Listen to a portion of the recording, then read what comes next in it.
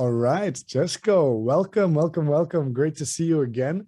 For people who don't know us, my name's Oscar from Underdog. This is Jesco. I'll let you introduce yourself now, actually. Why don't you go ahead? Sure. So I'm Jesco from AcousticsInsider.com. So I run a YouTube channel and a platform where I teach home studio treatment, acoustic treatment techniques for audio professionals. My kind of slogan is without all the voodoo, because I find that there are a lot of misconceptions and a lot of misguided information on the net and otherwise. And it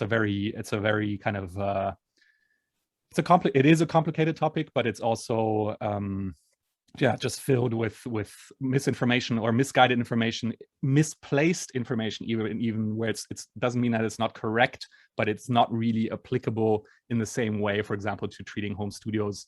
And so that's kind of where my focus is helping people with their home studios, helping sound engineers treat their rooms and getting to a space, getting to a place where they can trust their rooms and really get back to focusing and enjoying mixing, recording, and like focusing on music, having fun with the music. Your tagline's like without all the voodoo, right? And so I really found that maybe about a year ago. Yeah, I was in a real trouble with moving into a room that was acoustically impossible. It was a cement cube, right? And so, and then, I finally bit the bullet and I was like, okay, I need to read everything that exists on studio treatment, because I'd been basically ignoring it or procrastinating that, for so long.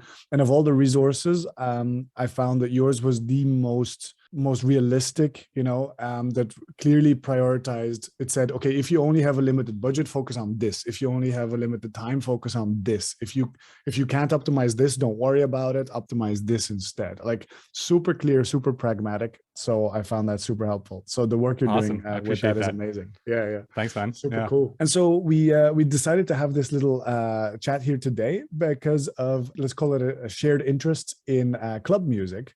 And the interesting things that happen when you try to compose music that eventually is going to be played on a dance floor is supposed to envelop people in beautiful, warm bass without destroying their faces.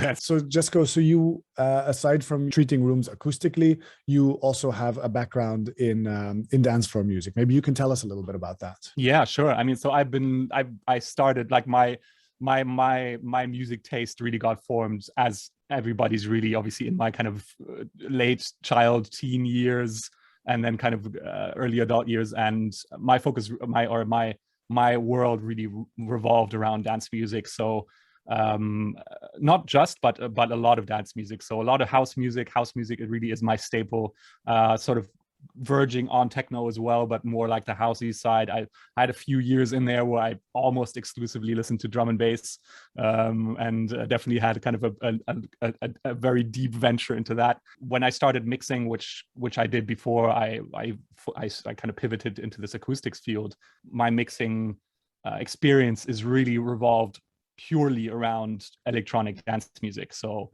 a lot of house music, a lot of like tech house, some techno, all the kind of weird subgenres that you find below that I don't really even know what name they have.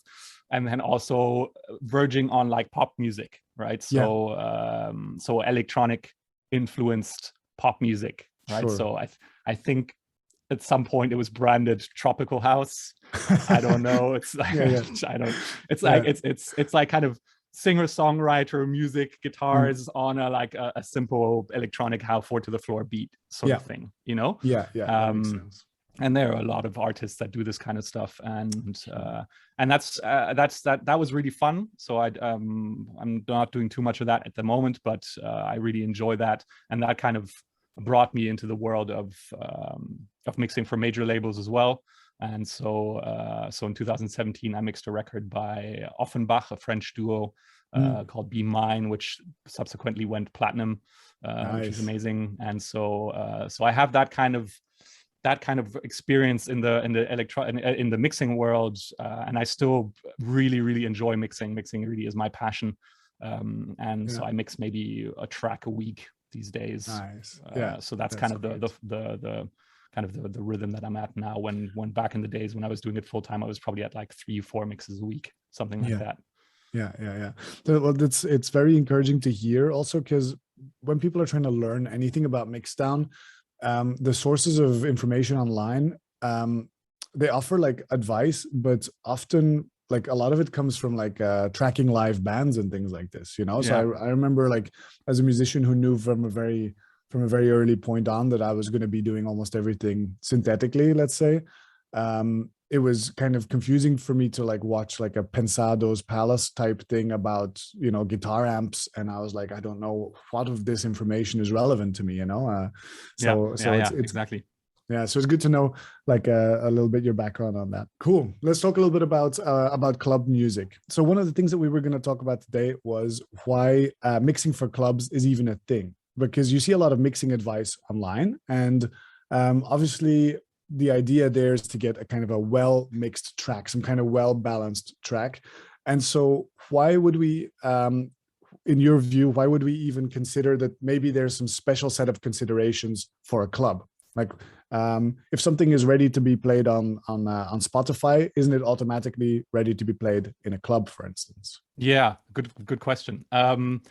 In many ways, yes. If it is ready to be played on Spotify, it is ready for a club. I think there's a particularity about when music is consumed, played as part of a DJ set. That makes it kind of special. I'm not sure if that's the right word, but there are some peculiarities about that. Mainly because when you're listening to Spotify, you're just like potentially mixing genres. You're starting a song, finishing a song, and then the next one starts. Obviously, with the DJ mix, the songs intertwine, and so when there are very strong differences tonally, but in many other, just like character-wise, music-wise, creatively, you'll notice that a lot more. And especially if your mix doesn't, or your sound doesn't compete with the one before or the one after, it's very obvious. Yeah. And that's, I think, also different to, for example, listening to music in a live performance, because if a band plays, it's one mix engineer forming the entire experience. But here, the DJ only really has, in the standard case, 3 EQs to change anything tonally and volume. That's all they have. And so when you intertwine a song as part of a set, a DJ set, as part of a DJ mix, there'll be things become a lot more obvious and more directly, because it's almost like when you're mixing at home, when you're mixing the song, sound engineering mixing wise, it's almost like referencing, right? Yeah, it's like you're working on your mix. And then if you're referencing, ideally what you do is you listen to a different track at the same volume to kind of get your brain into that headspace. And if anybody who references regularly will know just how impactful that experience can be, right? And also sometimes if you're still kind of learning and developing your skills, sometimes how disconcerting that can be to listen to your mix in relation to like a very high quality mixed and mastered a track by like a really proficient producer, you know. Absolutely. And then you kind of play that against, and you're just like, oh man, please kill me, you know. Yeah, exactly. There's no better way to want to quit making music. I might as well just give up now, you know. Yeah, absolutely. And so that same thing kind of happens if you're embedding your track in a DJ mix on a club sound system. Yeah. Because the word you used there was competitive, right? And it even though music is not a competition, it certainly feels when you're doing a DJ set and you've got like a sort of songs, and then suddenly your song in the middle feels like it's dark, muffled, there's no energy. Exactly. When you transition from the other song into your song, the groove doesn't go, or there's something that doesn't work, and that becomes painfully obvious then when in the studio it seemed like it was working, suddenly it's obvious that it's not working, you know. That's right. Yeah. And like, or just like it rips your ears off, you know. Standard thing is just like too much high end.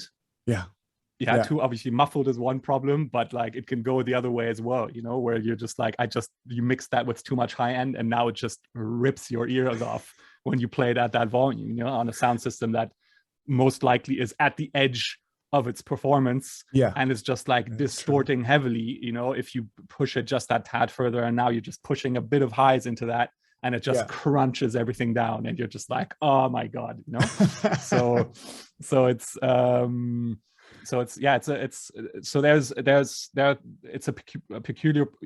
it's a very honest, brutal way that shows off, that very distinctly and quickly shows off any weaknesses. And on the flip side, if you do it right, if you get it right, it's a like, yes, like, yeah, fuck yeah, kind of moment, you know.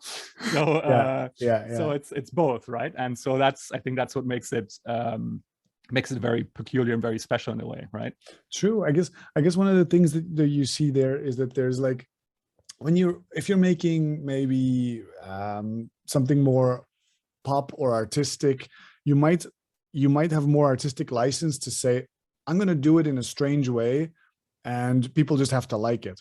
Whereas if you want your song to be embedded in a particular type of DJ set, there are a lot more unwritten rules about the format that you need to observe. It's more restricted, right? The creative flexibility is narrower. I mean, there is still a lot of flexibility, but it is way narrower than obviously if you listen to a rock song from the 80s now, which literally has no bass. In comparison, obviously you can't mix a techno track like that, right? So you won't get away with it. You won't get away with it. Exactly. So we were already mentioning a few of the things that can go wrong there, right? So like when you were saying, we were saying like too muffled or too much high end, etc. Maybe I can share something that happened to me when I was just started out. So I had to start DJing at university. I was a techno DJ, and as fast as possible, I was like, okay, I want to also produce, because I thought that was like a good way to, you know, to get better as a DJ, to be able to reach more people, blah, blah, blah, blah. So I started producing, and there was no real YouTube, tutorials at the time. And so I was kind of trial and erroring my way through everything. And I was using Reason at the time. Sure. And if you know Reason as a production software, I do very well. Yes. It's great, and it's super powerful. But if you have no background to know what you're doing, there's not even like a very clear spectrum analyzer in there, or everything is kind of hidden behind, you know, there's no visual feedback of all the stuff that could be going wrong. So I had got myself a pair of monitors, you know, speakers called monitors from eBay. That's so anyway, I had made a super banging track, and I was so proud of it. I was like, this is great. So my next DJ set, that's what I'm going to play. You know, I put it on my CDJ USB. I'm very proud. So one track goes, then I bring in my track. And, you know, as a DJ technique, when you bring in the next track, often you cut the bass, you bring in the mids and the highs of the next track, then you cut the bass on the first one and you bring in the bass on the second one, right? Sure. So you cut the bass on the first one, bring in the bass on the second one, and the room just melts. Like the entire room just goes, you know, I'm like, what's happening? Quickly turn it off, quickly mix to something else. You know, somebody call the fire department. Hang my head in shame. And so I was like, okay, what the heck happened? There's something to do with those bass frequencies. And it turns out that my monitors couldn't reproduce anything below 150 hertz. Oof. Like that. That's insane. That's so bad, but I didn't know any better, you know. Sure. And so as the way I found out about that really was like taking Ableton's operator, you know, and you set it to fixed mode where you can say exactly what hertz you want the sine wave to go, and then just sweeping it down until it, you know, the speaker can't reproduce it anymore. And this is something I do with my students a lot now as well, is like, okay, everyone stop, let's do a test. And then I just sweep it down and I say, put your hand up if you can, you know, if you can't hear it anymore. And then progressively you see the hands going up, and you're like, okay, now we know who has a system that can actually hear what the heck is going on down there. Yeah. So yeah, basically everything under 150 hertz was, first of all, there was no sound design in there. So I had there was no groove in there. There was nothing going on. And then it was just way too much. It was just like brown noise, you know, just like blowing up the low end. So yeah, a lot of lessons were learned that day about that. I imagine. Yeah. And then even further on, later on, it's something that happened to me a lot, was where I would, because I was doing techno, I would emphasize the importance of the kick, and then emphasize too much the importance of the sub of the kick. And so that would, in general, because I would hype up the sub of the kick, my track would fall apart in the mids. The mids would not be well defined enough. And because the subs take up so much volume, basically my whole track kind of sounded weak and flat and not assertive in the mid frequencies, you know, like tired. Yeah, not tired. That's a good word. Yeah. And I couldn't understand what was going wrong, because I would be like a roll of the dice depending on what kick I'd used, whether my song would translate to other systems or not. And now finally, thanks to a guy that I've been working with called Remy, who's a mixing engineer, he's really helped me understand that your song has to work in the mids, not rely on the sub frequencies and the high frequencies. That's exactly right. Yeah, that's exactly right. Yeah. Let me maybe jump in there at that point, because I think that's you dropped on, like you just went on dropped a very important point, and that is mixing, be it club music, be it any kind of music. The music still lives in the mids. It always has. It always will.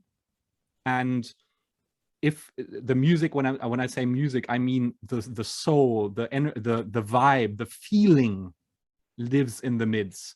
And with that comes the power in the music.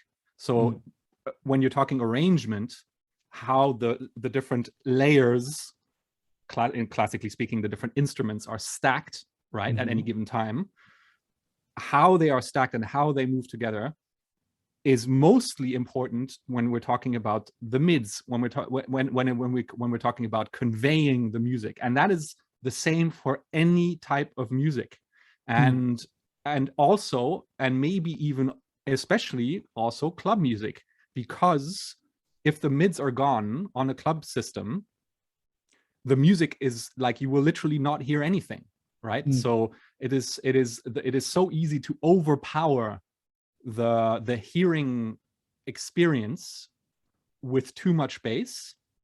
It is so easy to destroy any pleasurability by having too intense, too bright, too distorted highs. And if you don't get the stack of mids right, the song won't, the track, the emotion won't convey properly. Yeah, I mean, there are some exceptions. Yeah, there are exceptions where it is the track is really purely derived by rhythm, by groove. That does exist, but for like 95-98%, it's still mids driven. And especially when we're talking about volume, loudness, punch, that's a question of how you mix the mids. The lows and the highs just have to sort of drop in line and support what is happening in the stack of the mids. Yeah, you can easily mess up the total experience by messing up either end, but ultimately you want the middle part, the mid part, to be conveyed properly. And loudness, when you want your track to compete, having that word again, live up to is maybe a better word, live at the same level as some of the other well-mixed, well-produced, well-mixed, well-mastered tracks out there. You need that loudness will come from portraying the mids properly. And then not having the bass or the highs mess up that experience. Yeah. And so in that sense, mixing for clubs is just like mixing any other song, where the focus still, first of all, needs to be on the mids and the arrangement in the mids. Yeah. Then you can also think about the other parts. And I'm not saying that in the sense that that's how you need to in sort of in steps how you need to approach the mix. So that doesn't necessarily mean that you need to start logistically mixing the mids first. Oftentimes it still means decluttering the low end first, so that the mids first of all come to shine. Then you can focus on the mids and the high end, and then you might return to the bass and like tuck that in even better, right? But in terms of priority, I think it's really important to keep that in mind. Music lives in the mids, and that doesn't matter whether that's for a club system or for Spotify, or listening to it on the radio, in your car, on your phone. On your phone, it's obviously particularly important, but because there's no highs and no mids, no highs and no lows. Just to kind of reconfirm that point that you made and maybe expand on that a little. Yeah, I mean, honestly, it's probably the mixing advice that changed my life the most. Like that, it unblocked so much for me. Is that the first solving the mids and then making sure that the lows and the highs exist, but that the story is not told through those frequencies. A good example for me, to connect that in the mind of my students, is sometimes there's this track by Ben Clock called Sub-Zero, very popular track. And I would say you can only describe that as an incredibly dark track. Like the sound's very bass heavy, it sounds very bass heavy, etc. But you play it on your phone and it still sounds like a dark track. That's right. And you can still hear everything, I imagine. I don't know the exact song, but it is. It sounds like itself. It sounds like the song, you know? Yes. And so I remember that experience that sometimes I would listen to my song in my own studio, then listen to it on the phone and say, that doesn't sound like my song. That sounds like, that's not in how I intended it at all. But on a well-mixed track, I find that translates really well. And even though it's a song that you would think relies very heavily on the low end and the sharp highs as well, but actually the character and definition and soul and DNA of the song is all in the mids. That's right. Yeah. When I came into this conversation, one of the big culprits that I thought we would be discussing was how much bass is appropriate when you're going. Let's do it. Yeah, it's important because you start and you think, I want a really bass heavy song. Okay, all right. So now what? Good for you. Yeah, now what? Yeah. Yeah, and there is such a thing as too much bass, and there's such a thing as not enough bass, and those are two very important things. Then there's another thing is having no groove in your bass. That's something that I think that as an amateur, like a very much at the beginner, I didn't understand that you don't just have bam, bam, bam, bam. No, you have a groove in the bass, right? Absolutely. You have to construct that, and then you have to make sure it's not too loud, not too quiet, right? That's right. Okay, but a lot of us are not producing on a super amazing sound system, and a lot of us don't have the trained ears to understand what is too much or too little. So is there any advice? Maybe let's start at the educational part of like how training your ears. Is there anything that people can do to start paying more attention to the bass, to understand what's going on in the bass more? Yeah, totally. And maybe I'll just speak from what I do, because obviously that's the experience I have. I mean, there are plenty of like ear training apps and websites. I've never used any of them. Here's what I think is important. And you mentioned groove, and groove is a function of timing and volume, right? So when we're talking about the arrangement stack in the mids before, there's an arrangement stack in the low end as well. Yeah. And obviously in most cases, that is the combination of, at its most basic, the kick and the bass. Yeah. Right.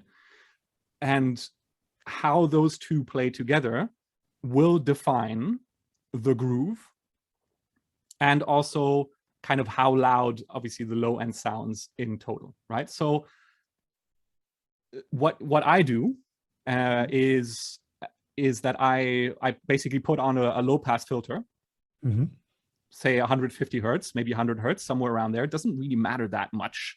It depends on kind of how high your bass goes, but somewhere in that range, which basically allows you to focus purely on how the low end rides.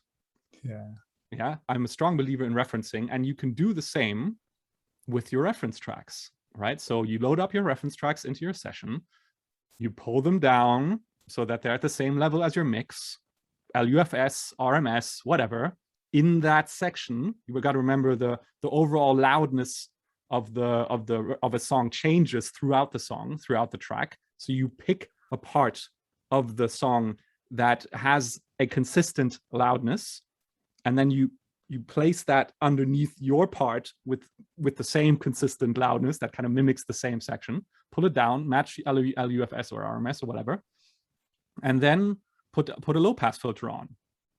Both I just put it on my master, right? So I have a mix bus. So my master in my DAW isn't my mix bus. It is just the master output channel.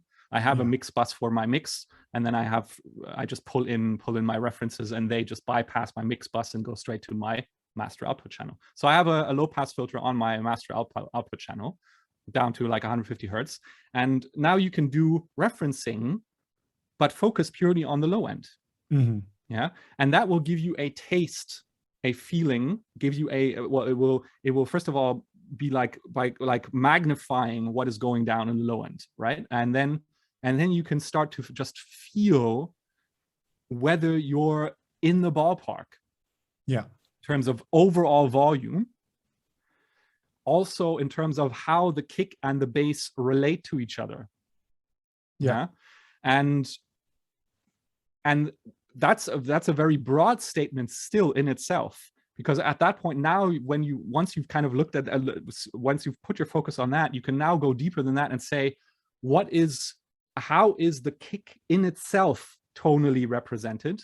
Mm-hmm. So the relationship between sub frequencies in the kick and kind of punch, higher frequencies in the kick, is this even a sub frequency kick, which in techno often is the case? Or is it like a high frequency kick, which is often the case in like some of the like tech house stuff?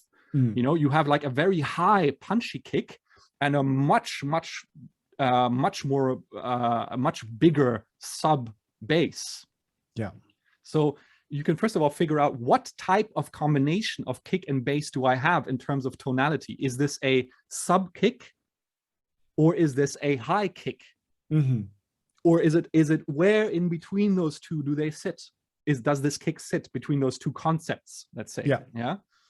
And same for the bass. Is this a very low sub bass? Is this something that kind of messes around more in the higher end of the spectrum and maybe only gets supported every once in a while by a hit somewhere down in the subs, right? And then that interplay between the two, and not just in terms of rhythm, in terms of groove, but in terms of volume as well, right? Oftentimes the kick will be the loudest part. Not necessarily though. Sometimes the sub will be the loudest part in the low end. Yeah. Also, when we're talking groove now, how do they sit together, right? Groove is, as I mentioned, it's timing and volume. But when we're talking timing, we have to think about both attack. We have to think about how they sit on top of, how they sit on top of each other, if they even play at the same time, which by the way, I don't recommend, unless you're mixing rock music with a very high end kick. And some are like, with a very high end kick, sometimes in like tech house, you can do it as well. But, and then the decay is super important. And I think that's what a lot of people miss and don't look at. Most kicks that you will find in like sample packs will not have the right decay for the track that you're producing. And you need to go in and mess with that decay until it hits that groove exactly how you want it. Yes. Yeah? And then you have to remember that usually you want to err on the like tighter side, in my opinion at least, because that will give you space in time. Yeah, it will give your bass more space in time because the kick doesn't occupy so much space in time. Yeah. Same obviously goes for the bass as well, and the decay of the bass as well, right? And so it's volume, it's attack, it's tonal balance, and it's decay. Yeah. And you want to be setting all those. You want to be aware of all those aspects of the low end, and the tighter you can make that, usually the better it will perform on a big system. Because when you're boosting the volume that much, when you're playing it on a club system, obviously the volume goes up, And with the increase in volume, the perception of the tonality changes. Yeah. And suddenly the bass can become very, very boomy. Now you're also often playing in settings in clubs that don't have any acoustic treatment. They will have uncontrolled low end. And anybody who's paid attention to what happens to the bass as you walk across the dance floor will know this. It is still a standard acoustic problem that that the low end will not sound the same everywhere. And so in many places, it will become very, very boomy, too boomy. And so you want to err on the compact, on the dry side. So it's all those things that you can pay attention to while you have your track playing with a low pass filter and you're comparing it to a reference track. Absolutely. When I do this with my students, I call this the cloakroom check. It's like, it's what does your music sound like when you're just on the other side of the wall, queuing for the cloakroom, you know? It's like or something like this, you know? And one of the things about groove is often like it's hard to explain sometimes to people what groove is. It's pure feel. Yeah. It's like if you can sing it, that's your groove. Like, you know. If you can sing it, it needs to make you move.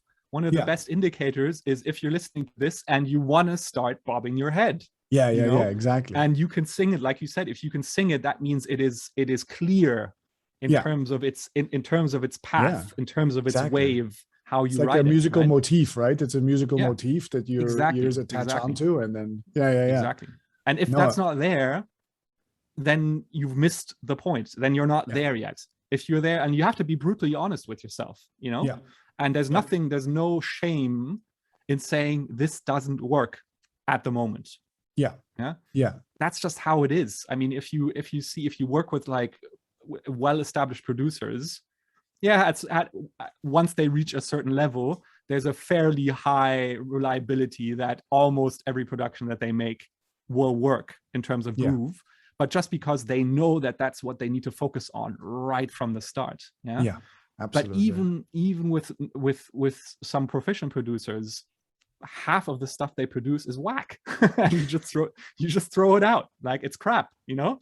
And it might have a groove, but it doesn't quite work, and it just doesn't hit that mark, you know. And it's just like, okay, well, let's look, we've tried, let's move on, you know. The next one is probably going to be better, you know. So and just as a question, is that something that can ever be fixed when they come to you as a mixing engineer, or is it something that always has to be addressed at the production stage? The foundation needs to be laid at the production stage. If you don't have that hint of like, I can sense it. If you can't sense it, even in the rough mix, in the rough production, it's not going to happen. Right. And sure, like if there are some like producer / mixers out there that you hire, maybe they might be able to fix that for you. But ultimately what they are doing is fixing the production, not the mix. Yeah. Right. Yeah. So you can, in the mix, remember the mix is all about just portraying what is there with intent. Yeah. The job of the mix is to deliver the musical experience more clearly to the listener, as clear as you can. Yeah. That's the job of the mix. The mix rides what the production tells the mix to do. That's why if you're kind of starting out producing and you've maybe hired a mixer to see what they can do, and you maybe given them a fairly convoluted production, and it came back either sounding completely different to what you expected, or it just doesn't work, it's unfortunately usually not the mixer's fault, because a good mixer will derive what they need to do by feeling the production. Yeah. And if that's not clear, they don't know what to do. Yeah. And at that point, they start experimenting and just doing something. And that might not be in line with what you originally wanted. Or maybe you're not clear what you wanted in the first place. That's why the production is so convoluted. Yeah. Yeah. And so that's when things just go, you know? Yeah. I can't remember what your question was, but yeah. No. This is great. We've touched on so many topics already. So many important things. One of the things you mentioned was that when you play music on a club sound system, people perceive the loudness differently. Maybe Yes. maybe you can just talk a little bit about that. What concepts are important in that? What's important to understand about yeah, our perception of different frequencies at different volumes?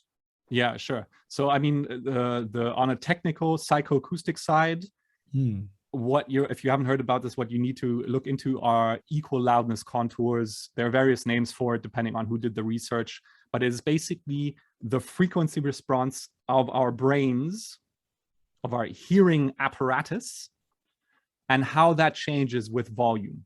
And so basically at low volumes, our ears are way more sensitive to mids and high mids. And then as volume increases, it becomes more sensitive to highs and lows. So basically what that means is that if we're taking the same tonality in a mix and we listen to it quietly, we'll hear more mids. And if we listen to it loudly at loud volumes, we'll hear more bass and more highs. Yeah. And so is there a possible trap there that you listen to your production at like while you're producing, it's quite quiet, and while you're producing, then you hype up the highs and lows exactly because right. you think that's how it should sound, but then that gets ultra exaggerated when it gets out loud. That's exactly right. So the trap to fall into there is that it becomes very difficult to judge tonality if your volume while you're mixing, while you're producing, is all over the place. Yeah. So you want to set the volume while you're working, and you ideally don't want it to change. You can do it in steps. Yeah. So you can, for example, have a standard working volume, which you want to be low enough so that you can work for hours without it burning you out. Right. And that's when we're talking about like equivalent pink noise SPL levels, something around somewhere upwards of 70, somewhere between 70 and 80 decibels SPL, C weighted, slow. We're going to be very accurate here. But that doesn't really matter. The point is you could have, for example, one average volume that you're working at, which is sort of somewhere in sort of loudness wise, somewhere in the middle, a quiet volume, and we can talk about why that is important, and one loud volume. And all you do is you step between them. You don't turn between them. You step between them. And ideally, you want to stay at that level all the time. Yeah, because your perception will change as you change the volume. Yeah. And so suddenly your ability to judge tonality, to judge mix balance, it becomes more difficult. With more experience, you can get better at this and you won't fall into that same trap so easily anymore. But especially when you're starting out and when you're developing your skill, it is very, very helpful to keep your listening level at the same volume all the time. And the mistake that a lot of people make there is thinking that because you're listening at a relatively quiet volume, that you cannot judge what this will sound like once you turn it up, added to a loud volume.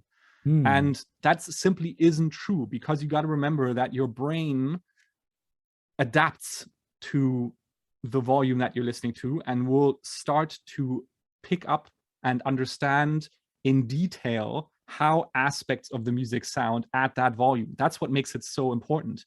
And now if you switch to a reference of a big track, of a track that you know just kills the dance floor, without breaking the high end and while delivering the mids, if you listen to that at the same volume on your system, on your calibrated volume, you can now tell, okay, this is where the low end sits. This is where the mids sit. This is how loud and how bright and how aggressive the high end is.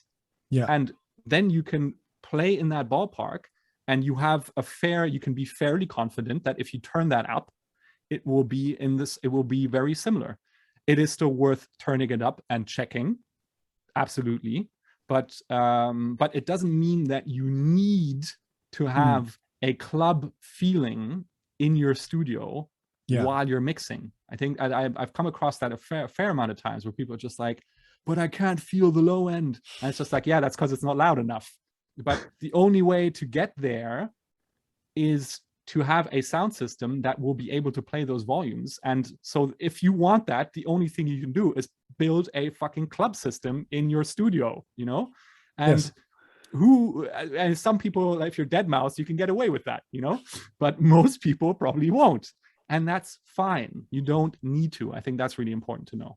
Yeah, absolutely. But so there is, so when we're talking about your monitoring system and about the speakers that you're using to listen to, so I told earlier the anecdote of me having the worst studio monitors in the world that couldn't go under 150 hertz. So obviously that's a situation in which even if you wanted to, you couldn't make intelligent decisions about your sub frequencies, right? Yes.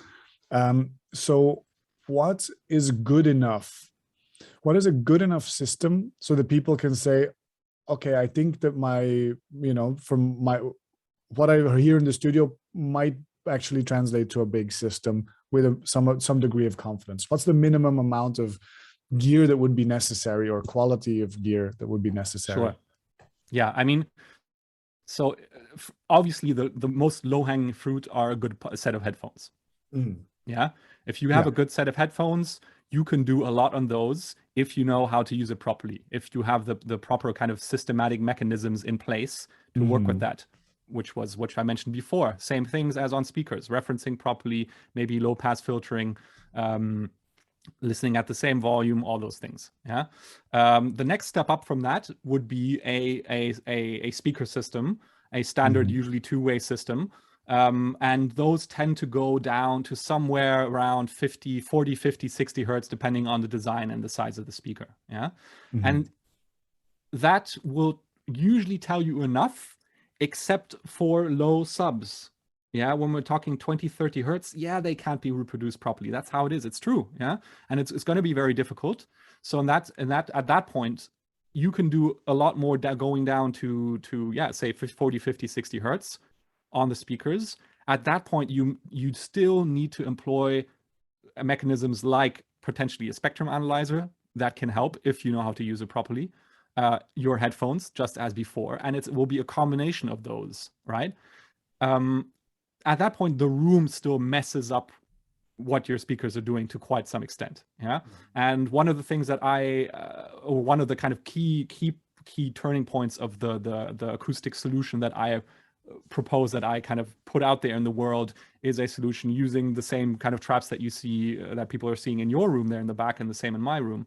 And that will give you a decent control, roughly down to those 40, 50 hertz, definitely 60 hertz easily, but even down to roughly 40 hertz. That's kind of where I say that you can get control down to with just standard porous absorber materials. And by the way, for anybody who kind of wants to get on that bandwagon, I've got a guide, my 5-step home studio treatment framework that you guys can download. And Oscar, I think you want to put that in the link and the description. That would be awesome if you can do that. So for people to download, so to get an understanding of what that process looks like. But with that, you can get controlled roughly down to around 40 hertz. It's not perfect, and the control definitely kind of drops off gently. You won't have proper control at like 20 hertz. That is very, very difficult to do. Yeah, it's if you go into a pro studio nowadays that is really up to scratch with a recent design, 80 to 90% of the budget in a pro studio like that will go into control of energy below 50 hertz. Wow, that's a huge number. So the weighting of how the value or how the cost is distributed is massively skewed to the low end. Yeah?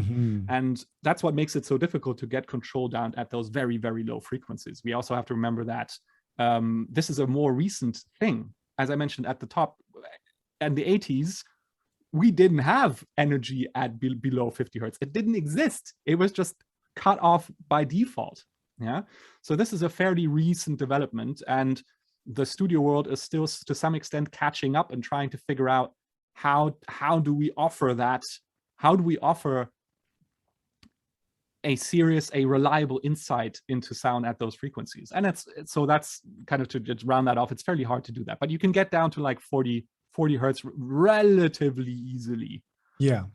So one of the things there that you said there, so if I'm putting myself in the shoes of one of the listeners, and I say, okay, it sounds to me like 20 to 30 hertz control is just outside of the realm of possibility for a lot of people who are just doing this purely with speakers in a kind of home studio scenario. Yeah. Like I said, there are still ways, headphones and spectral analyzers. And so you said how to use a spectrum analyzer properly. Yes. And now I ask myself the question if I know how to use a spectrum analyzer properly. Okay. So what do you understand under how to use a spectrum analyzer properly? Right. Okay. So the first, I think, and most important thing to realize is that the line on the graph of the spectrum analyzer will rise on average and get lowered by the average volume of your mix. Yeah.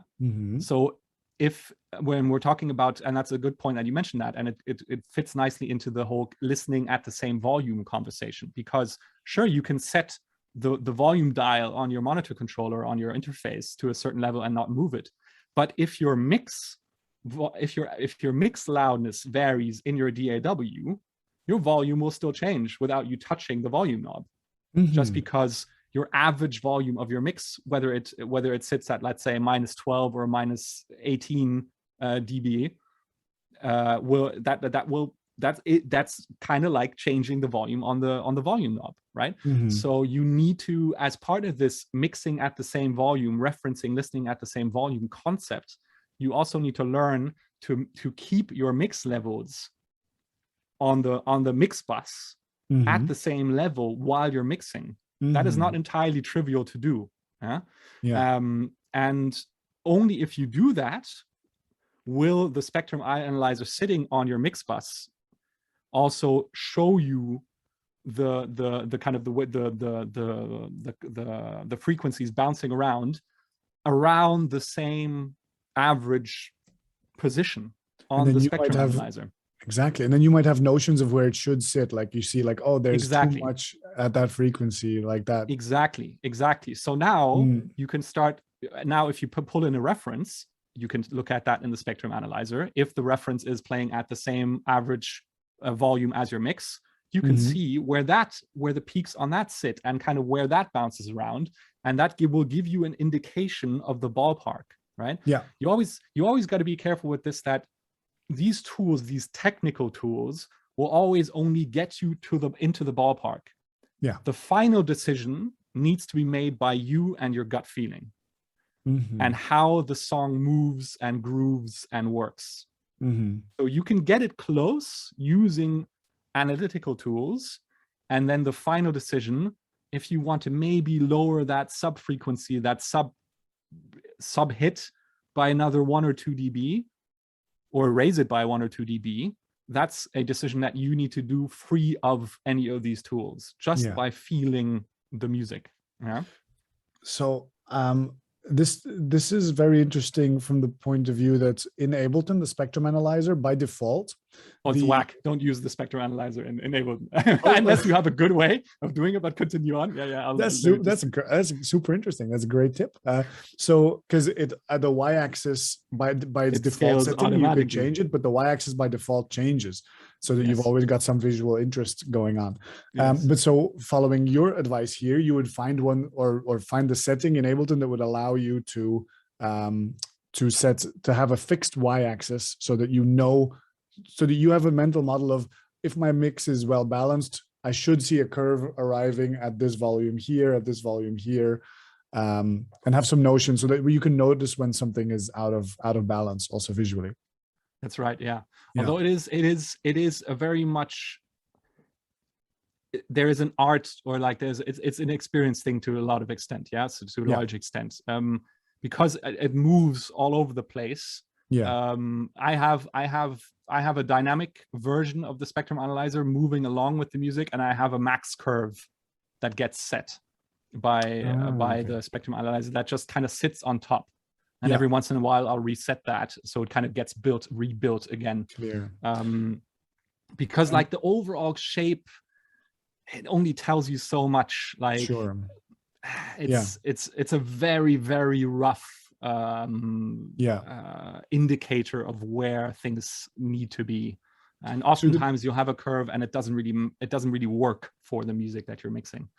Yeah, On Ozone 4, I believe it was, you used to be able to capture the frequency curves, like you'd be able to record frequency curves and then overlay frequency curves of various different tracks onto the one that you're currently doing, which was super helpful for me at the time to connect a few dots. But now I don't find that useful anymore, but it was a very educational lesson. Now, for instance, out of experience, you start to understand various things like, okay, the low end of this track feels light. Well, what are some culprits that are quite common? And then I'll immediately go and see, okay, well, the fundamental of your kick is at 60 hertz, like that's immediately going to make your whole mix feel much lighter than if it was at 45 hertz, for instance. Another question here that would come up is, you mentioned 20 to 30 hertz, but I think there would be people out there who would say those frequencies shouldn't even be in your music, like that they should you should be high passing everything. So what would you say to those people? So you got to know that most club sound systems, most club subwoofers, or like big PA subwoofers, the really big ones do work down to 20 hertz. A lot of the smaller ones don't. So if you're like in a sort of a smaller club, a lot of them have like good solid punch, but they kind of start dropping off at like the 40 hertz mark. You'll still hear stuff down to like 30 on some of these smaller systems, to be honest, but that's not the point here. You still gotta, if your music goes down that low, it is still your job, if we're talking mixer wise, from a mixing engineer perspective, it is still your job to make that energy, if it is intended to be part of the music, you need to make sure that it finds its place in the mix. And that might mean that it only appears once in the entire song. So like I call them subsplosions, like boom, EDM, Tomorrowland. Exactly. And those things often drop down to 20 hertz. I mean, I definitely chop off at 20 hertz.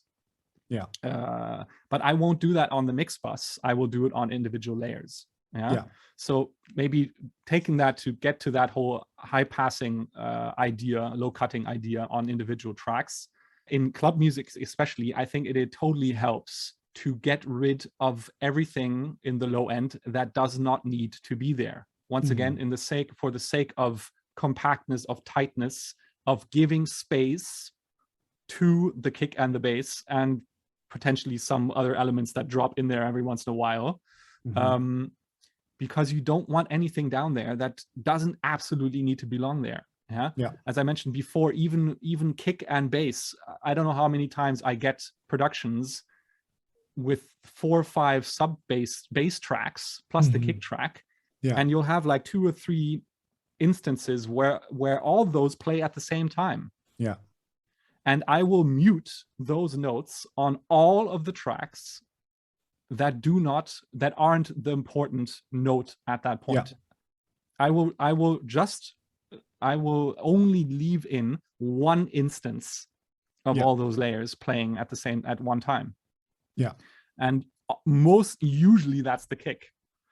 Not always, but usually that's the kick. Sometimes I do like a high pass, low pass thing, and then only that on that particular instance, the kick gets high passed. That one hit. So I copy them to a separate track, and then I high pass that track. So that one kick gets high passed because there's a sub playing that is important to the groove of the low end. But in many cases, I will mute. There are instances where I will mute half of the notes playing in those in those bass tracks. It happens. And so getting back to the low cut high pass discussion, I think it's worth checking whether the energy of any of those layers needs to be in the low end. And if it doesn't, cut it out. It will give you space. And don't be crazy about it. Like, you don't need a 96 dB per octave cut on every track. Often a 6 dB, a 12 dB will be enough. The 6 dB is like a tonal change. I would definitely, if you're talking low cutting, high passing, I would definitely start with a 12 dB. Sometimes I'll get that down to like a 48 or something, but be gentle unless you need to be assertive. you know? Yeah. And then for those producers out there who are wondering if they should be including 20 or 30 hertz in their track, the advice from earlier comes back of that your song shouldn't rely on anything in those frequencies to have its identity, right? So it can exist, but it can't be so loud that it changes the storytelling of your track. Yeah, unless you're producing this specifically for a system that can represent those frequencies, and it is meant to be consumed, to be listened to in that space. Yeah, sure, why not? Yeah, but that would be a very, very particular scenario, obviously. Yeah, but otherwise, very if you're talking broad translation to many club systems, definitely don't rely on 20 to 30 hertz. Yeah, it is part of the music. And even giving a kick some emphasis down there can help, but it's not going to be that the fundamental of that kick is going to sit at like 27 hertz. Like, it's not exactly. It's good to specify. If you say that Ableton Spectrum Analyzer sucks, which one's better? Voxengo Span, in my opinion, is the best one out there. Okay, great, because that's free. That's for free, right? Yeah. It's free and it's incredible. It is incredible. Like, there are a bunch of things you can do to it. So just to throw a few things out there, it has. So first of all, you can overlay different types of analysis. As I mentioned, I have a sort of dynamic version that kind of bounces along with the music, and there are settings where you can set both the let's say the detail by changing the analysis window, and that typically goes in like kind of bit rate style increases. So it starts at like 512, 224, 124, 248, 5 blah blah blah. So I set that to, I think, 8 kilo whatever it is. That gives me the resolution that I want. The great thing with Span that no other spectrum analyzer does is that you can still set the speed at which it reacts. And so you can set, and then usually what happens if you increase the detail, the whole thing will slow down. Right. And so you can see how things move in time. And with Span, you can do both. I have no idea how they do it, but like, so you can set the detail plus how fast it reacts. And so I set that to where it doesn't react so fast that I can't see it anymore, but not so slow that I'm missing stuff. Yeah. Right. So that's one curve. Then I set a max curve that sits on top. And then I set a side channel curve that sits underneath. So there are 3 analysis curves in that one window. The standard curve, which is just left and right summed, which kind of bounces along, the max curve, and then a side channel curve, which tells me what's happening in the side signal. That's super interesting. And and then you can also set the metering, the scaling of the metering, which is also really useful. And you can kind of match that to your mix volume, your mix loudness, if you will, right? It's talking about this setting consistent volumes. So I mix at a very low average volume of -23 LUFS. Right? So it's like right in the middle of the meters. It is extremely quiet, some people would say. You don't need to go that quiet. Another kind of average target to hit might be -18, because that's kind of the sort of standard where most analog equipment sits. And so if you're using a lot of analog equipment, it might be worth kind of targeting -18 with your mix bus, so that you can run it through some analog, through an analog chain as a starting point.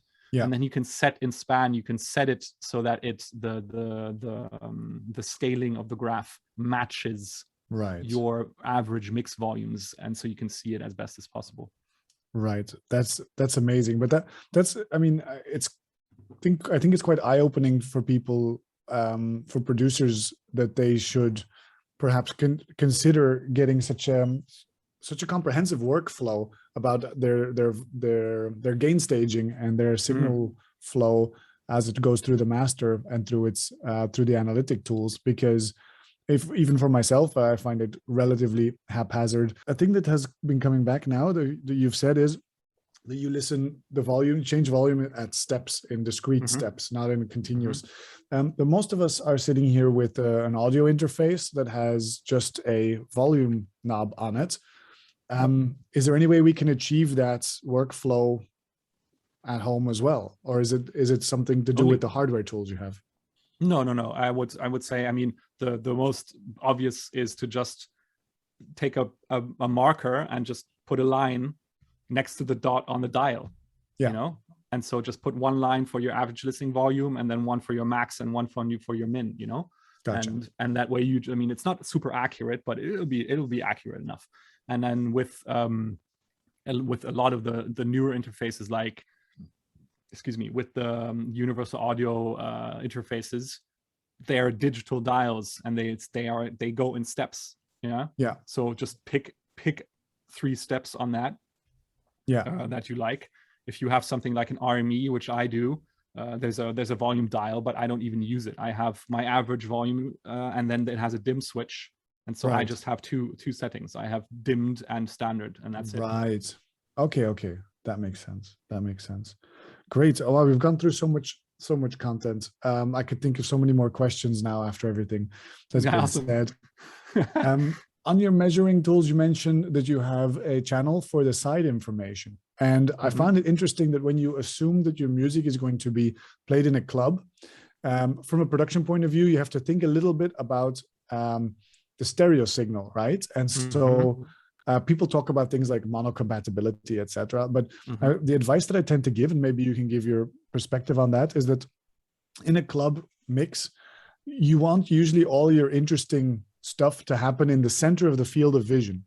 That does not necessarily mean that those elements have to be mono, but it means that, for subjectively speaking, if you were listening on headphones, you wouldn't say that they're coming from left nor from right. They seem to come from the middle. Even if there is stereo information in those elements, they come from the same place.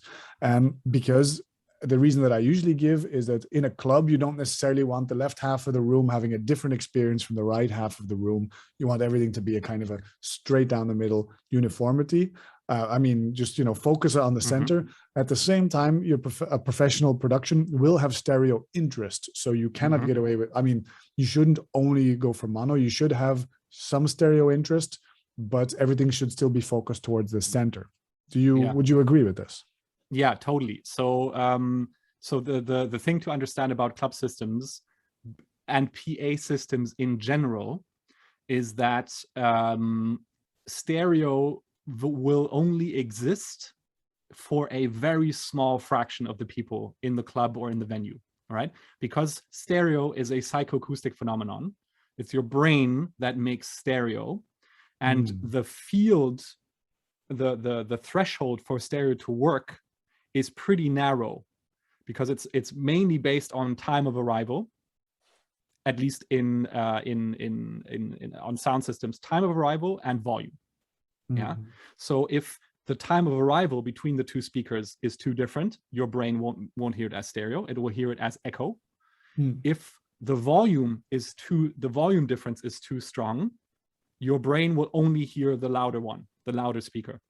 And so what that means is that even if a club system, if a PA system attempts to create stereo between two speaker sets, let's say let's say we're talking about an outside venue, because it's easier to imagine.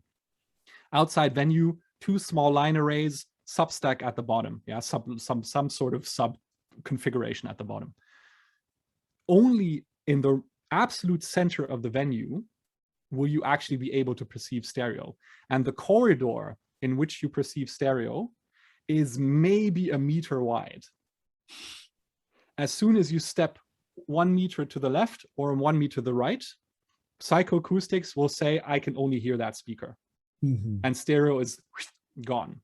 Yeah. So, and this is still a debate, I think, among sound system designers to what you actually do, considering that is the case. One solution might be to just sum everything to mono and just play both sides with a mono signal that is summed from both speakers. Yeah, because that way both sides of the venue will get the same sonic experience. And you got to remember, as a sound system designer, the job is to ideally give everybody in the venue the same sonic experience. That is the job of the sound system designer. Everybody paid their price for the ticket. They all deserve to get the same sound. Yeah, that's the idea. So some will say, let's just sum everything to mono. And although we have a stereo system set up, or a 2-speaker system, we'll still just play mono through both systems. And that way you get 2 corridors of mono. Or you still split left and right channels between the 2 speaker systems, But now everybody on one side will only hear what is in the right channel, and the other side will only hear what is in the left channel. And that's where mono compatibility comes in, right? Yeah. Because anything that is mono in your mix will be played equally through both sound systems, through both channels. And so if your track is 100% mono compatible, that will by definition mean that both channels will include all the audio, and so people will still have the same experience. Yeah. And so the safe thing to do is to mix with mono compatibility in mind. And when you're doing the stereo thing, because you want this to be a rich experience, even if you're listening to it on headphones, which a lot of people do, you want to mix it in a way that stereo is, it's always like either middle or both sides. Yes. And you can kind of skew certain things to one side or the other slightly, like a hi-hat or percussion thing, and that can make it way more interesting for a headphone experience.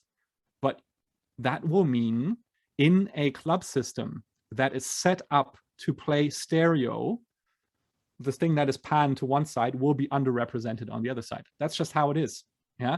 And there will be that small fraction of people in the middle who are just like, yay, stereo, and everybody else is just like, yeah, I can't hear it, you know? And so so that's why mono is still important. Like, you need, if you want to give everybody the same experience, this thing needs to be mono compatible or needs to be mixed with a mono emphasis. Yeah.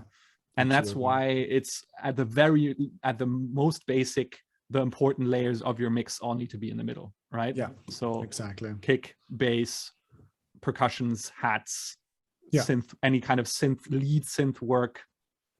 If there's a vocal, any kind of vocal work, or any type of like top layer stuff happening, you know? Anything that resembles a melody, you know? You know, depending on the genre. Indeed. Exactly. This also explains why in a lot of the teaching that I do, I end up almost never even talking much about panning, because it's such a, like, you know, it changes a little bit, but then usually I immediately go towards things like Haas effect, like putting, you know, changing the time of arrival on the left and the right ear to create something very wide, or adding in spatial effects, reverb, ping pong delay, things like this, which create the width, but without necessarily relying on the pan pots, you know? That's right. Yeah. Yeah. I think there is one important topic that we should touch on, because it wouldn't be right not to, and that is dynamics and loudness. Yeah, right? Let's do it. Because we're talking, so we speak from the perspective of the producer and the mixing. We haven't really spoken from the perspective of the mastering, but I think that's a lot less people are in that position. Let's imagine, so you're a producer and you're trying to produce with a certain dynamic range in mind, right? And there's all sorts of discussions online about how much, like what should be your target dynamic range or not, or whether the more dynamic is better or more compressed is better. And so, I don't know, the starting point that I tend to come at from this is not to look too much towards external guidelines, like things like Spotify loudness, you know, guidelines or whatever, and rather to just analyze the other tracks that would be played in the same DJ set as yours and live amongst them, you know, not be harder than all of them, not be softer than all of them, not be more dynamic than all of them, and not be more compressed than all of them. Just live somewhere amongst them to your taste. And that's what the guideline is that I usually would take. Do you have a point of view on this? Oh, I have a huge point of view on this. Okay, so first of all, I want people to watch a video by Dan Worrell. It's on the FabFilter channel. So FabFilter does some amazing tutorial videos, and there's one by Dan Worrell. There are two on loudness, and especially the second one. Basically, he says what I've been saying forever, and that is loudness is chasing LUFS somewhere is totally missing the point, because ultimately, just abstract, not talking about club systems specifically, but just an abstract view, the person who listens will set the volume by themselves using the volume knob. And if you're increasing the LUFS of your mix, of your master, like the final file that goes out, all that means is that it's going to be a bit louder, and that person at the end is just going to go and turn it down. Or if it's too quiet, they're just going to go and turn it up. that is what's going to happen. Yeah. So trying to aim for a certain LUFS volume in the final file has no bearing, no impact on the loudness and on the how you mix, what you do creatively with the music, except for, and you mentioned that, dynamic range, which is how much you narrow down the range between the quietest and the loudest parts. They're always going to, that range is always going to sit around an average volume, and that average volume is that LUFS target that everybody talks about. And where that sits doesn't matter, because the person with the volume dial is going to determine where they want that to sit. Your job as the mixer, as the producer, as the mastering engineer, is to determine how wide does that dynamic range, how wide you want that to be around your average volume, which people measure in LUFS these days and call mistakenly loudness, in my opinion, because in my opinion, LUFS doesn't measure loudness. Loudness is a trait that is inherent to the production and the mixing. And just take four different tracks from 4 different genres, set them at the same LUFS, and just listen to them back to back, and you tell me that they're all actually at the same loudness. They're not. They're not. There will be differences. They are at the same volume measured in LUFS, but your brain will perceive the stronger mixed track as louder. If there's something that has lots of bass and is quite muffled in comparison, you will perceive that as less loud. So first of all, we need to understand that loudness and volume are not the same thing. And loudness is only something that is inherent to how you produce and you mix and you arrange the song. It is a function of balance, of dynamics, of arrangement. That's what makes a track loud.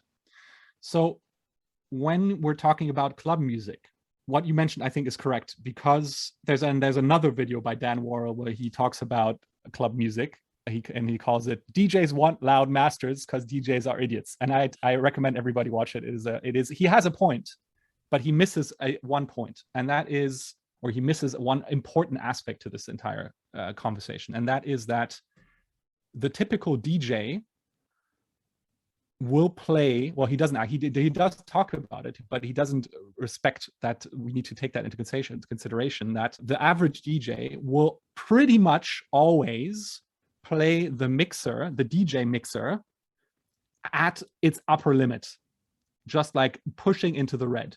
And usually most sound systems will at that point be at the upper limit. People don't tend to put a huge sound system into a room, into a venue, and then play it at like half its maximum volume, where it creates the best, it translates the best, it has its best sonic capabilities. That's not how it works.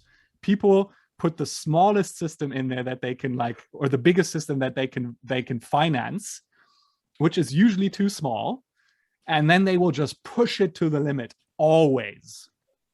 What does that mean? It means that the mixer, in terms of gain staging, is at its limit, and the sound system is at its limit. If you now try and play, and so now this DJ has been playing for an hour, let's say, they're pushing against that limit with this super compressed material, right? And so the average volume, the LUFS, sits right below there with a very compressed signal, and that is just, they automatically end up there because they realize that's kind of how far they can push it. So now let's imagine somebody comes along and says, "Whoa, I have this really dynamic techno track and it sounds amazing in my studio," right?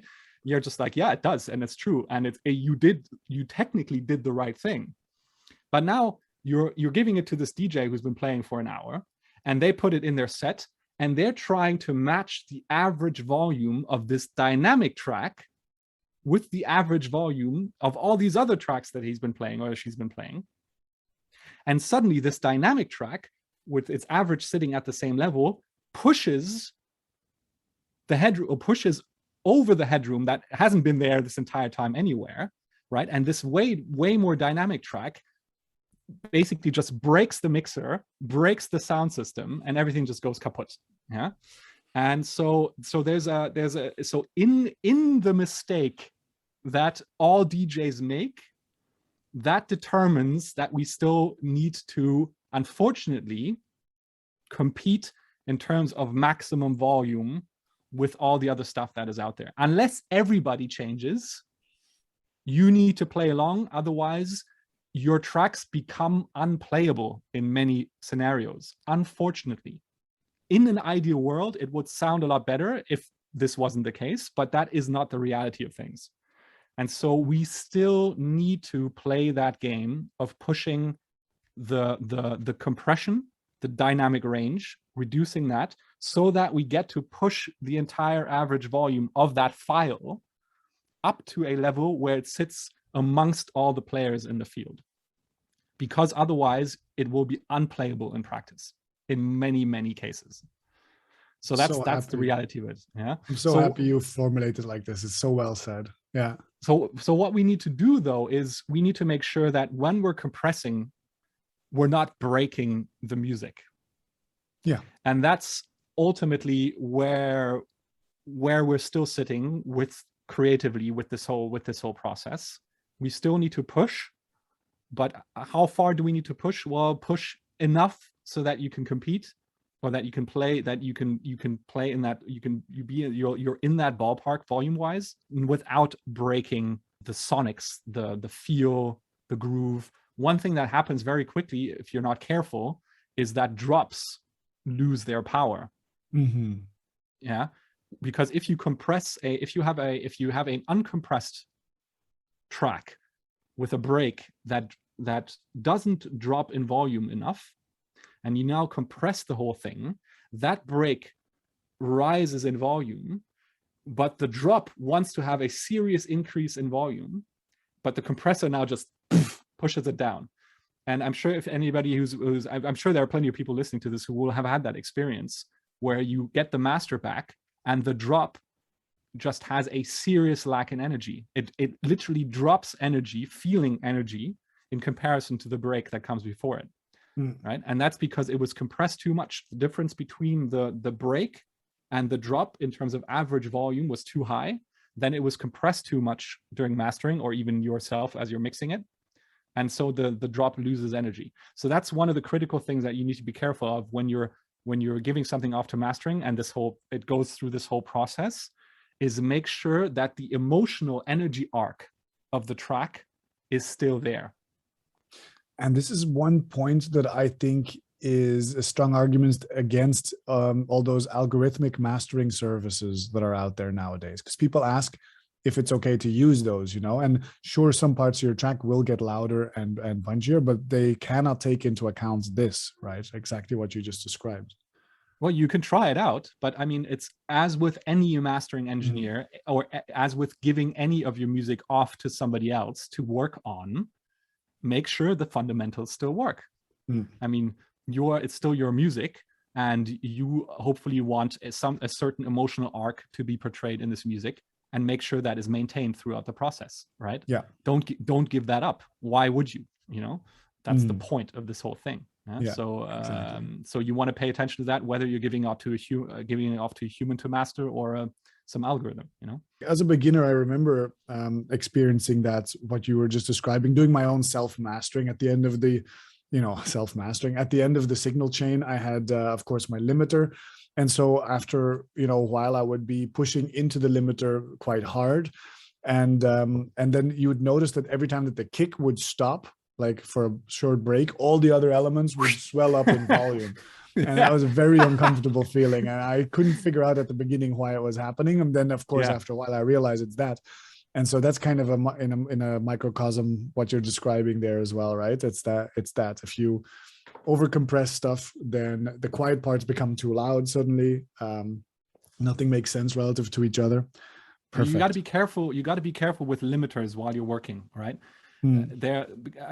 Limiters aren't meant to be a sound changing tool. Most of them aren't, at least.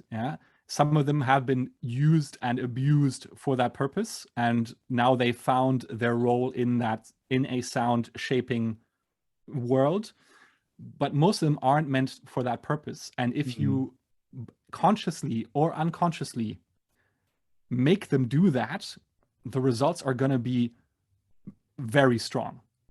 Yeah. And so one of the mistakes I often see people make is that they protect their master bus with a limiter, which is fine. But now, while you're working, and we're talking about average mix levels again, and they don't have that under control, and it goes up and it goes up and it goes up and it pushes and pushes and pushes into that limiter without you noticing it, you are now starting to react to the limiter changing the sound, whether you want to or not, because it's there and it's going to do its thing. You will react to it. You will adapt to what it's doing. And so now you're pushing and pushing into it. And so now you have a mix that only works when it's absolutely crunched by that limiter. Yeah. If you take it off, what you just might happen. The kick just like when the kick drops, when the kick goes away, everything just comes up. Yeah, that's one reason or one thing that might happen. A whole lot of other things might happen. Yeah. But now you're stuck with it because the entire balance, the sonic experience, the musical experience only works with that limiter in place. Totally. And so you got to leave it in place at that point. You're stuck with a version of a mix that only works with severely reduced dynamics. Yeah. And that in itself isn't necessarily a problem, but there are certain technical compromises that you've made at that point that cannot be reversed. Yeah. Yeah. And so, I think in production, it's a common error for myself, at least, to already be working a little bit into the limiter, then going back in my signal chain, changing stuff in some element, and it doesn't quite react how I think it should. And then I exaggerate the changes, and what I'm not realizing is that it's like, that's right. The changes are feeding into the limiter, and the limiter's changing it, and that's what I'm hearing. And that's why the changes that I'm doing don't necessarily seem to be translating. So I'm feeling a bit lost, when actually, it's the limiter is adding its own sound to whatever is reaching your ears. So yeah, it's always super, like, bus processing, I think, is really tricky for that, because obviously it has its place and it's great. But if you apply it too soon and then you forget about it, and then you try to make changes upstream, it can be where you can be chasing your own tail, like making things brighter and then darkening them on the bus, or vice versa, and God knows what. Yeah. And that's why I tell people when they're still learning is don't think just because Michael Brower says you need to do like mix bus multi what does he call it, multi-bus processing, I can't remember, it doesn't mean that that's what you need to do. No. The things that make a good mix are, first of all, volume, balance by volume, and then as a secondary part of that, EQ and compression. Yeah. On individual tracks. Yeah. That's what's going to make or break your mix, especially the balancing part. Yeah. And no multi-bus processing, no mix bus compressor, no limiter is going to recoup if that isn't in place. Yeah. So focus on that. Focus on that. That's what you need to nail. Yeah. If you don't nail that, nothing else matters. It's like, it's the first thing that we learn at the start of the boot camp. I've got my beginner's course and my advanced course. The first thing that you learn is, of course, volumes. And then it's very easy as a beginner to go, okay, next, and then they get into equalization and compression, and it's all super complicated. So it must be really important. And then, it takes all the way to the end of the advanced course to just like really drive it home of like, no. Like, you can get away without almost any of this if your volumes are like, it's the 80%. It's wild. Exactly. Yeah. Great. Jesco, thank you so much already for your time today. It's been a great session. Sure. Can you tell us a little bit more about where we can find more about you and about the work that you do and some of the resources that you put out there? Yeah, sure. So again, my platform is acousticsinsider.com. Yeah, so it's not focused on mixing, but it is my goal is to enable you to mix better, to learn the skill of mixing better, of engineering, of mastering, and what the room and the space that you work in, what role that plays in this entire process. Yeah?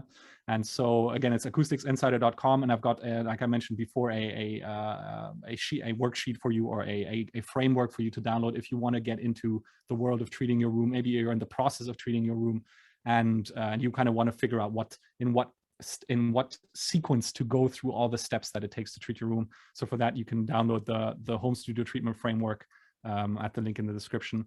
And that's kind of the best way really to get into my world. And so I basically write usually weekly emails with like interesting stuff that I found, interesting discussions that I find around the world of acoustic treatment for home studios, for sound engineers in particular. And so yeah, that's kind of the best way to really get in touch with me. I'm not a big fan of social media, so no need to search for me on Instagram, or yeah, there's a Facebook thing, but I don't use it, so no need to write to me on Facebook. I can endorse the newsletter 100%. I've been subscribed for a while now, and it's super high quality. The articles you put out there, it's such a blessing. Cool. Like it's a great resource. So thank you so much for that, Jesco. Absolutely. Was there anything else you wanted to talk about still today before we start rounding off? I think we covered a lot already, and some really interesting points. And it's fun to dive into this world more once again. I mean, like I mentioned before, mixing really is a big passion for me as well. And obviously on my channel, by the way, obviously I have a YouTube channel as well, Acoustics Insider, on YouTube. But I don't get to talk about this stuff so much. I sometimes I think I should, and maybe I will in the future, because I really see the room as kind of the musical instrument of the sound engineer, of the producer, right? So yeah, the whole system of room, speakers, DAW, plus your hearing apparatus is the musical instrument that we as producers, as mixers, as engineers have, right? And there's this whole world of how we use the room and what we're hearing as part of the process that is really, really fascinating. So it's been really good fun digging into that with you. That's so great. That's so great. Thanks, Jesco. For everyone else watching, as I mentioned at the start, I was Oscar from Underdog, and you can watch any of the music production videos that you'll see on the channel here. Sign up for one of our courses on www.underdog.brussels. We have group classes, and we also have pre-recorded courses there. We also have a Patreon, so feel free to support us there if you like these free weekly videos. And if you enjoyed this conversation with Jesco, do leave a comment below. Let us know what questions you might have, what kind of topics you'd like to see in the future. And we'll be back next week with more free videos. Take care. Thanks, Jesco. See you next time. Yeah. And then, okay, something like that. It's a wrap. Cool. Well done. Cool. Well done.